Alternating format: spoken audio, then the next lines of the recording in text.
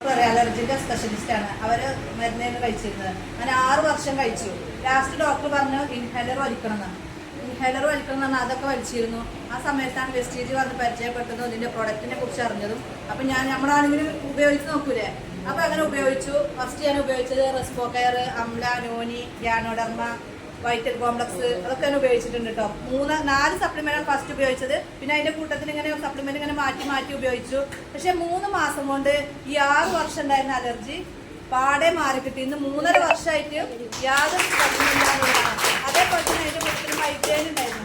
എനിക്ക് അങ്ങാടിപ്പുറത്തുനിന്ന് പെരിന്തൽമണ്ണ എത്തുമ്പോഴത്തേന് എനിക്ക് ഛർദ്ദിച്ചിരുന്ന വ്യക്തിയായിരുന്നു. ബസ്സിലൊക്കെ യാത്ര ചെയ്തിട്ടെന്ന് വെച്ചാൽ ഇന്നിപ്പോ തൃശ്ശൂർ പോകുന്നുണ്ട്, എറണാകുളം പോകും, അതേപോലെ കാസർഗോഡ്, എവിടെ പോയാലും ഒരു പ്രശ്നമില്ല. തിരൂര് എവിടെ പോകാനും എനിക്ക് ടെൻഷനില്ല. അത് ടെൻഷനൊക്കെ ഉണ്ടായിരുന്നു. ഇപ്പൊ ആ ഒരു പ്രശ്നമൊന്നുമില്ല. അതൊക്കെ വെസ്റ്റീജിൽ വന്നുകൊണ്ട് കിട്ടിയതാണ്. അപ്പൊ ഇതൊക്കെ ഓക്കെ ആയപ്പോ ഞാൻ എന്ത് ചെയ്തു, തീർച്ചയായിട്ടും ഇതിന് വരുമാനം കിട്ടുന്നുണ്ടല്ലോ, ഇതൊക്കെ വാങ്ങിയതിന് വരുമാനം കിട്ടുന്നുണ്ട്.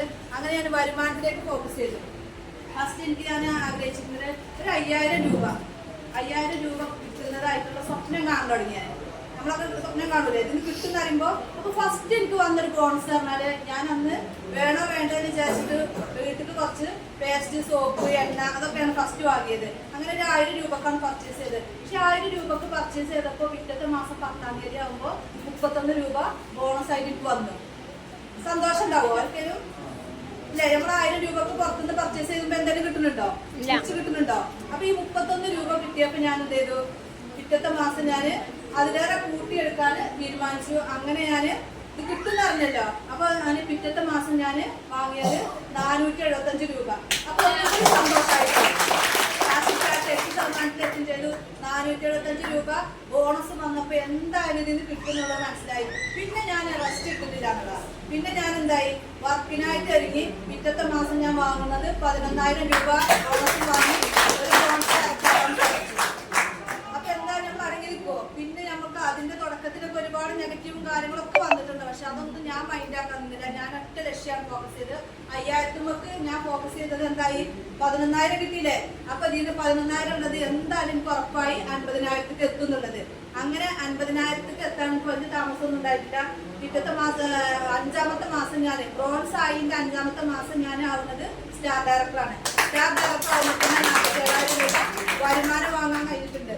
അങ്ങനെ 2021 ഫെബ്രുവരിയിൽ 31 രൂപയാണ് ബോണസ് വാങ്ങിച്ചതെങ്കിൽ അതേ വർഷം തന്നെ ഡിസംബറിൽ ഞാൻ വാങ്ങിച്ച ബോണസ് 62,542 രൂപ. അതേ വർഷം തന്നെ മറ്റേ വർഷം കൊണ്ട് ഫെബ്രുവരിയിൽ വന്ന് ഞാൻ 2021 ഡിസംബർ ആയപ്പോഴത്തിന് 9 മാസം കൊണ്ട് ഞാൻ വെസ്റ്റിലൂടെ 10 ലക്ഷത്തിന്റെ ഷിഫ്റ്റ് കാർ എനിക്ക് സ്വന്തമാക്കാൻ സാധിച്ചു.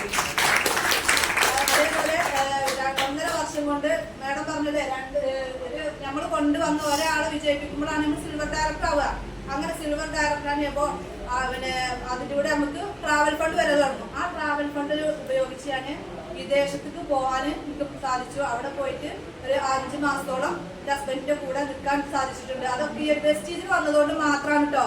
അതല്ലെങ്കിൽ നമുക്ക് എന്തായിരിക്കും, സ്വപ്നങ്ങൾ മാത്രം ഇങ്ങനെ കണ്ടുകൊണ്ടിരിക്കല്ലേ. സ്വപ്നമില്ലേ, വിദേശമൊക്കെ ഞാൻ എപ്പോഴും സ്വപ്നത്തിൽ വിദേശത്തൊക്കെ പോകും. പക്ഷെ ഫ്ലൈറ്റ് ഇറങ്ങുന്നത് നമ്മളെ വീട്ടിലേക്കാരല്ലേ.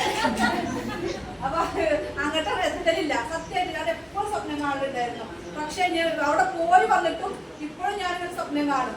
എന്താ അങ്ങോട്ട് പോണതൊക്കെ നമുക്കൊരു ഭയങ്കര ആഗ്രഹമായിരുന്നു. അപ്പൊ ഞാൻ എന്റെ ഉമ്മാനോട് പറഞ്ഞിട്ടുണ്ട്, ഞാൻ വല്ലാതെ വിദേശത്തേക്ക് പോകണ സ്വപ്നം കാണുന്നുണ്ട്. അപ്പൊ ചിലവര് പറയും സ്വപ്നം കണ്ടൊന്നും നടക്കൂല എന്ന് പറയില്ലേ. ഇല്ലേ, അങ്ങനെ പറയുന്നത് ഒരു സ്വപ്നം കണ്ടതാണ്. പക്ഷെ ഇപ്പൊ എനിക്ക് ഉറപ്പായി സ്വപ്നം കണ്ടത് അത് നടക്കൂന്നുള്ളത്. അങ്ങനെ ഞാൻ അവിടെ പോയി 5 മാസം താമസിച്ചു. ഇപ്പൊ വീണ്ടും എന്താണ്, ആ പോയിരുന്ന ക്യാഷ് 1 ലക്ഷം രൂപ ആയിരുന്നാണ് ഞാൻ പോയത്. ഇപ്പൊ വീണ്ടും 1.5 ലക്ഷം രൂപ എനിക്ക് ട്രാവൽ ഫണ്ട് വന്ന് കിടക്കുന്നുണ്ട്. ഇതിലെന്താണ്, വന്നു കഴിഞ്ഞ് നമ്മൾ വർക്കാൻ തുടങ്ങിയിട്ടൊന്നും നിൽക്കൂല. കൂടി വരികയെന്നല്ലാതെ നമ്മൾ ഒരു പ്രാവശ്യം ഒരു കാർ എടുത്ത് ആ കാർ നിൽക്കുന്നുണ്ടോ? ഒരിക്കലും ഇല്ല. 2.5 വർഷം കഴിഞ്ഞ് ഞാൻ കാർ എടുത്തിട്ട് 2.5 വർഷം കൂടി കഴിഞ്ഞ് എനിക്ക് അടുത്ത കാറായി. ഇല്ലേ, അതൊക്കെ ഇപ്പൊ തന്നെ പ്ലാൻ ചെയ്ത് വെച്ചിട്ടുണ്ട് ആ കാറ്. അപ്പൊ ഇതൊന്നും നമുക്ക് അപ്പൊ ഈ കാര്യം നമുക്ക് ഇഷ്ടപ്പെട്ടവർക്ക് കൊടുക്കേ, അതല്ലെങ്കിൽ 2 ആയിക്കോട്ടെ, എന്റെ 2 ആൺകുട്ടികളാണ്, എനിക്ക് 2 ഓരോന്നായിക്കോട്ടെ അല്ലേ. അപ്പൊ അതൊക്കെ നമ്മൾ എന്താണ് പ്ലാൻ ചെയ്യുന്നത് അതൊക്കെ വെസ്റ്റിലൂടെ നേടിയെടുക്കാൻ സാധിക്കും. അതേപോലെ വിദേശ ടൂറ് നമ്മളൊക്കെ സ്വപ്നം കാണില്ലേ. ഇപ്പൊ ഇന്ന് ആരെ കയ്യിലും ക്യാഷ് ഇല്ലാന്ന് പറഞ്ഞാൽ എനിക്ക് എന്റേത് എടുത്ത് പോയിക്കൂടെ.